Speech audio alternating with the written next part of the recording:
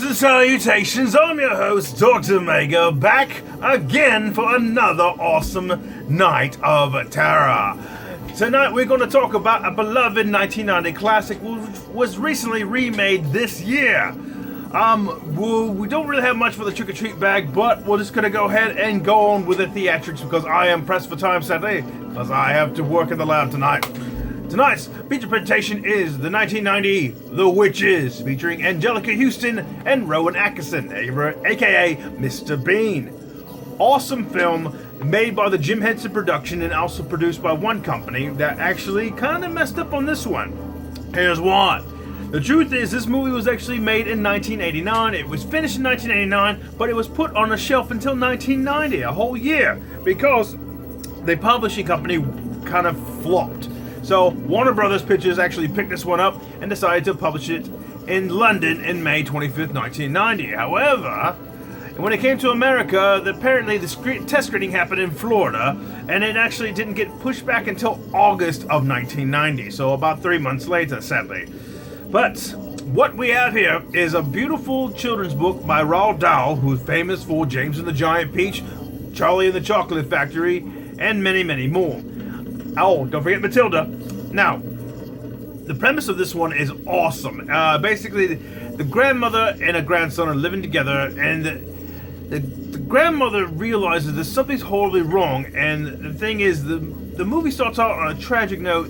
The grandson loses his parents in a tragic car accident, so they have to live together, but they find out the village they're living in the middle of Lord knows where in London, in England, sorry, I don't want to say London, apologies, the truth is, they go away to a fancy hotel, nice vacation to get away from it all because the grandson's completely depressed. But truth is, something from the past of the grandmothers is coming back to haunt them, and apparently witches are real.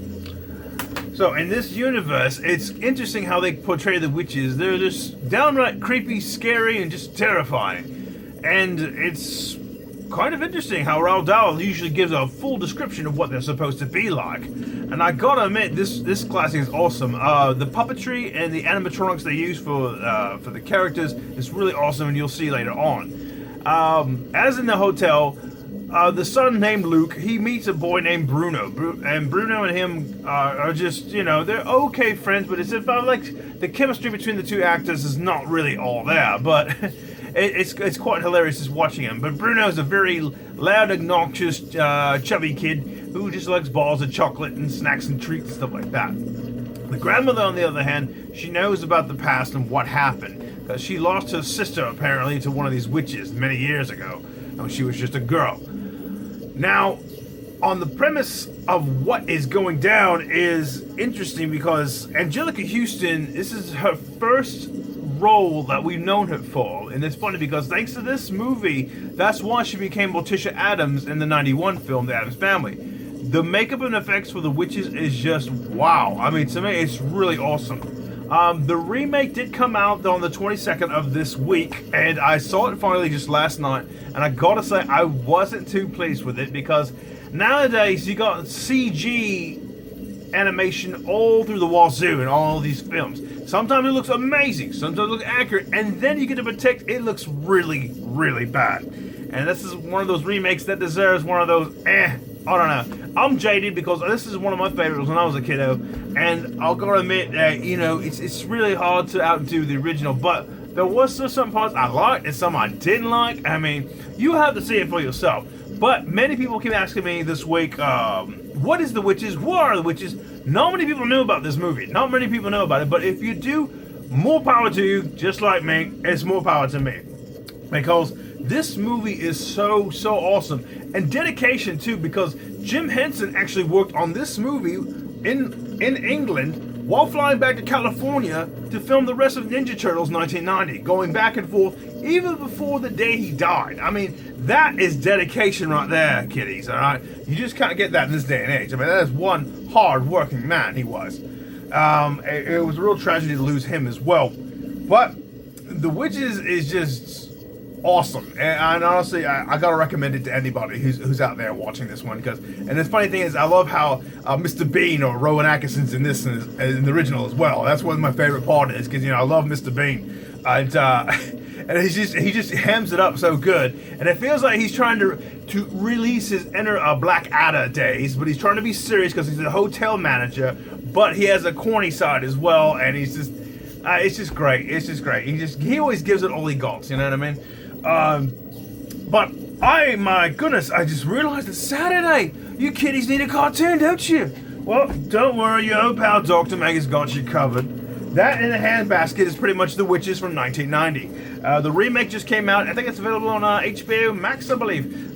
Check it out. It's not bad, but if you know and love the original, you might go back. But I think if Roald Dahl was alive to this day, I think he might like the remake better or like the original. I don't know. It's just really hard to tell. Because normally, when Willy Wonka and the Chocolate Factory and the Charlie Chocolate Factory back to back, you can see certain things you love and you hate, and except nothing messes with Gene Wilder. All right, that man is a saint and a scholar. He was. All right, we ain't gonna touch that one with foot of a. Don't get me wrong, Johnny Depp's amazing, but you gotta admit Gene Wilder nailed that character. Just boom. Anyway, oh, so you need some cartoons, don't you, kiddies? Well, in the words of my famous friend, it's Saturday. Where's my cartoons at? I decided to finally give you the ghost with the most. From 1989, which lasted an amazing 4 seasons, Beetlejuice. Beetlejuice, the cartoon, it was just phenomenal. I swear, you just took one movie about a character that was only in there for 17 minutes and transformed it to this cartoon that just pretty much spills out of Tim Burton's mind. And it's funny, Tim Burton had nothing to do with this, but the cartoon is just wow. The soundtrack's awesome, the themes and everything, it just got wacky and weirder and crazier. To me, it felt like I was watching an MTV music video back then. Oh, it's an MTV music video? Trust me, kiddies, you're probably too young if you don't know by now. But, I'll digress. I gotta say, the weird thing is though, like, the characters that are played by Alec Baldwin and Gina Davis are gone. And Beetlejuice and Lydia are now like the awesome pair of, of the whole show. They're like good buddies, they're best friends. And they go on these crazy adventures in the outer world. And just its presentation and the jokes were great. Oh my goodness.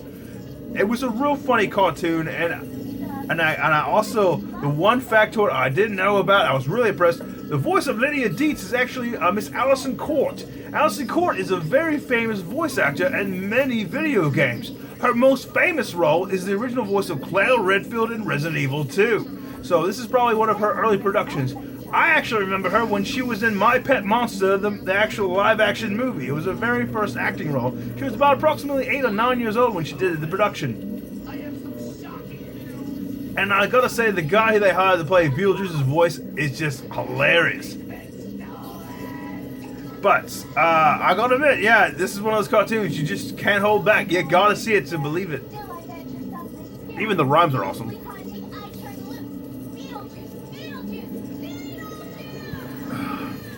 It just sounds funny that Claire Redfield saying Beetlejuice. I guess she couldn't escape the nemesis or the tyrant, so she just calls Beetlejuice. Beetlejuice could probably save you.